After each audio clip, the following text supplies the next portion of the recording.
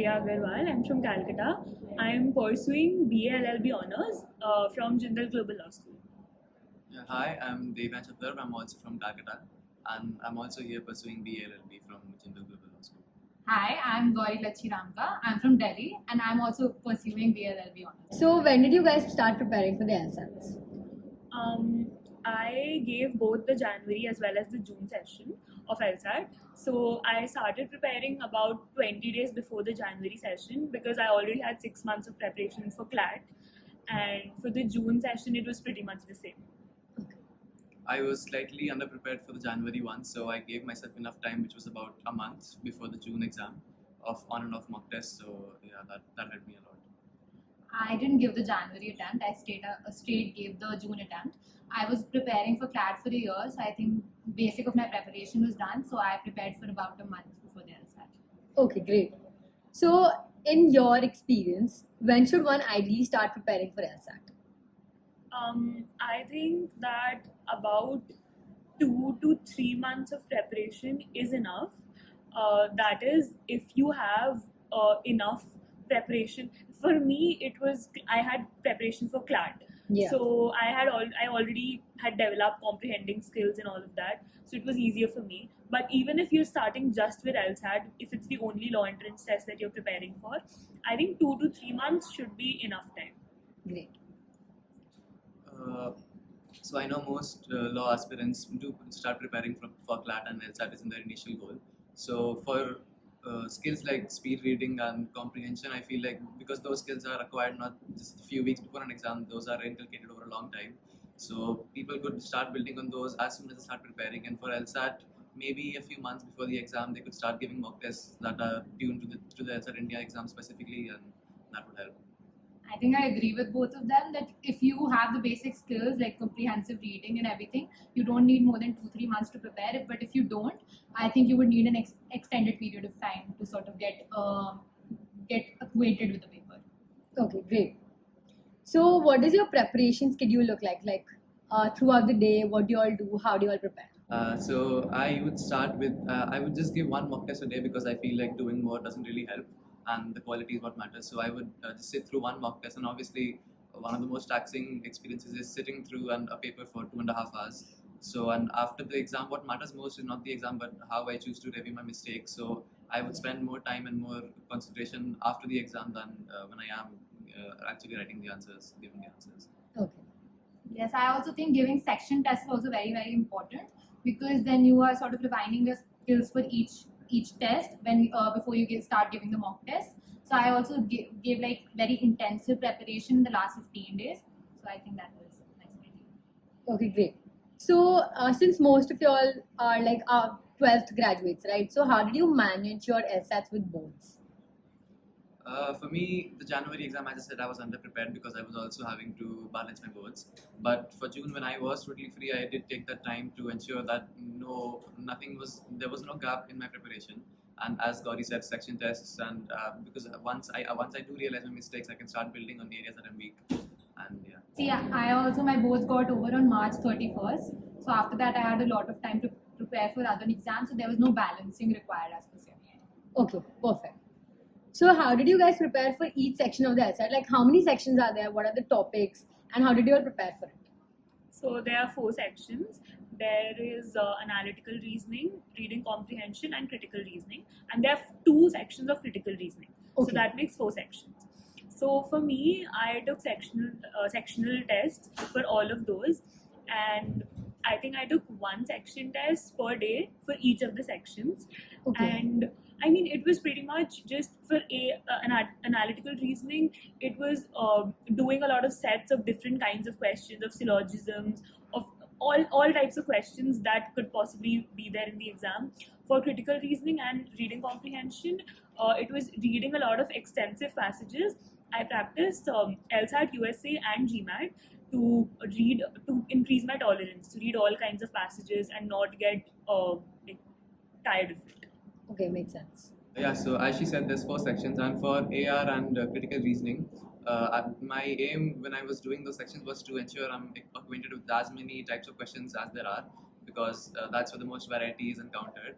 And I gave about, I believe, 15 to 20 mock tests, and across those mock tests, I felt like whatever came in the final exam, I would have been through that sort of question at least once already. So familiarity helps. Familiarity is what I was always aiming to get at.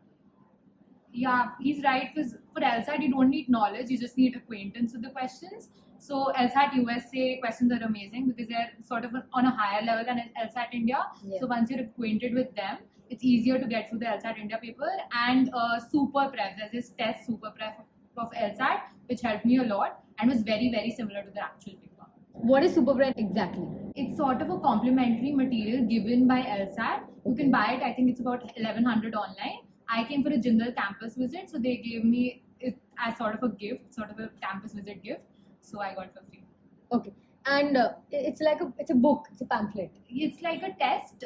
It's a comprehensive test, and there are also LSAT may you need a lot of answer descriptions. So after Okay. the test, there are like extensive answer descriptions of the questions.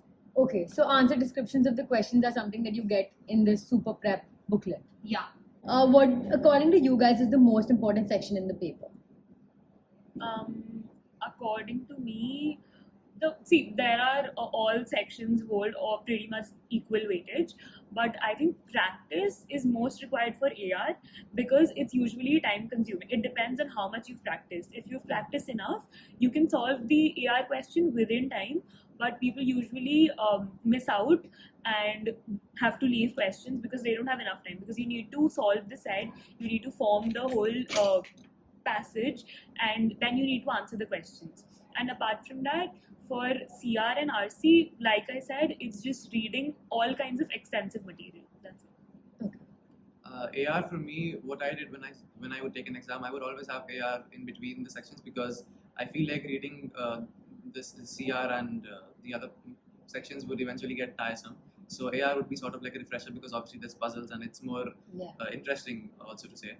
So AR, and also as she said, AR with practice you can solve the questions very, very fast. So obviously you can take breathers in between as well. So it's a good rest between all the other sections. I didn't do what he said because there was this organization that I would come first. So I didn't want to take a break in between because I knew then I won't be able to perform in the actual paper. Okay, great. So, according to y'all, is giving mocks important? Yeah, I think that giving mocks is actually very important. So, in the January attempt, I had some issues with my reading speed because I hadn't taken any mocks, and I think it's essential to your LSAT prep. Of course it is, and mocks are the only place you get tested perfectly because you have the essence of always staying within time, the essence of accuracy as well. So you have to keep that pressure upon yourselves, and also to never get used to mock tests because you should always have that feeling that this is the final exam and I have to perform well. Yeah, and I think section tests don't just take section tests all the time because then when the actual paper comes, you won't be able to sit for 2 hours 20 minutes. You just expect a 35-minute paper. Yeah, makes sense. Okay, so is self-study important, or do you need to take coaching to crack the LSATs?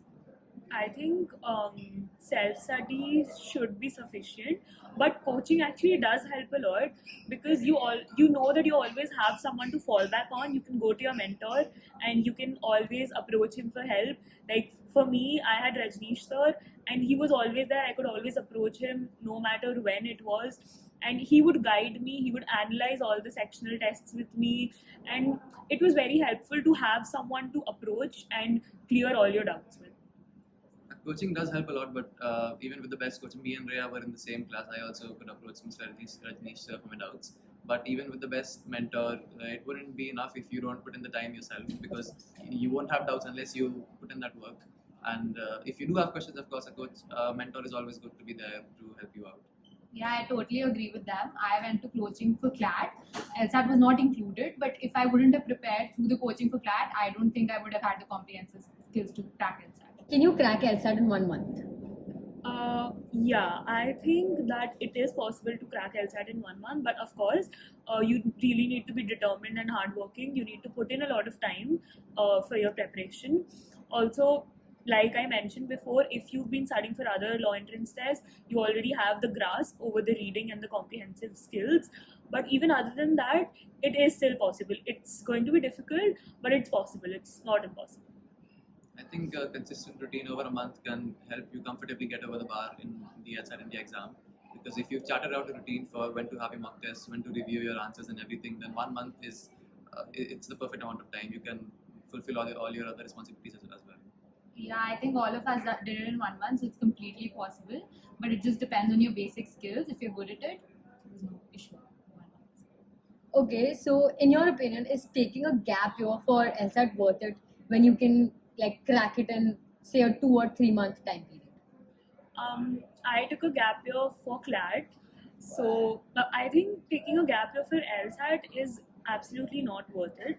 But like I said, I took it for CLAT, and I mean, if you decide later that you want to pursue law and you do not have sufficient time and you're not sure if you can balance it along with class 12 boards, then for CLAT, in my opinion, it might be worth it. But for LSAT, I really don't think it's worth it because, like we said, that it is absolutely possible to crack it within a month. So, yeah, that's it. What are some tips that you would like to give students who are preparing for LSAT right now? Some tips would be, one thing would be that take mocks, take as many mocks as you can, but also take sectionals. And another thing is, just taking mocks or sectionals is not enough. The most important thing is reviewing them and analyzing them after you're done with it, because that is how you realize your mistakes and then you can work on them. So yeah. For mock tests, I feel like what the purpose they're supposed to serve is you're supposed to identify what the usual stimulus that happens before you make a mistake. You're supposed to identify when you start going wrong. And once you pick up those habits which you make usually, then you can correct them. And with enough mock tests, you'll eventually sort them out. Yeah, I think it's also really important to try it from different sources. Like you find it on the internet, you do 2 mock tests from here, 2 mock tests from there, so you will not get used to one author. Yeah. Because then it'll get very hard to give a paper of a completely different for a person who's written it completely differently. I think that will get very hard. Don't just give sectional tests because I made that mistake. I just gave sectional tests. So in the last 1 week, I got very stressed because I had to give mocks completely, and 2 hour 20 minutes was not. I was not able to sit for 2 hour 20 minutes. Also, always time yourself whenever giving the tests. That's very important. And stick to that time, don't exceed it. So any mistake that you guys made that you wouldn't want others to mistake, like Gauri just mentioned that don't just give sectional, give the entire mocks. Something the both of y'all. It was the same for me, that I did not give mock tests and I did face problems. It was not easy for me to sit for almost 2.5 hours during the main LSAT day because I didn't have that practice and that kind of tolerance to sit for that stretch. Of course. So, Yeah, and don't be dependent on CLAT. So I sat for CLAT for 2 hours, so I can sit for this because CLAT is completely different from this. Okay, you get breaks, GK and maths. You don't have it in LSAT. Yeah, and not just for LSAT, for other exams as well. Initially, I would just give 1 exam a day, or I would give too many mock tests, honestly, and it would just be the mock test and nothing else.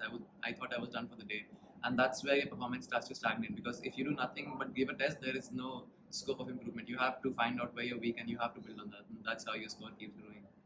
another thing is that be consistent. Do not think that I'll just study 3 days a week and leave it at that, because consistency here is very important. So practice something or the other every day, even if you have a very busy day when you're packed. Just take out some time to give 2 sectional tests. Maybe it takes an hour. So, yeah. I think it's also important to take like sufficient breaks. Just don't keep studying, otherwise you lose your mind. Yeah. Just take sufficient breaks between your preparation. And don't be too harsh on yourself when you start out. Obviously, the questions are hard. LSAT India is very challenging English-wise as well. And so give yourself enough, be lenient to yourself, and you'll work it out. Okay, so that was about it for this video. I hope you guys enjoyed talking to them. If you have any questions, drop it in the comments. I will make them answer those questions. So yeah, thank you so much for watching. Good luck for your LSAT Good India. luck.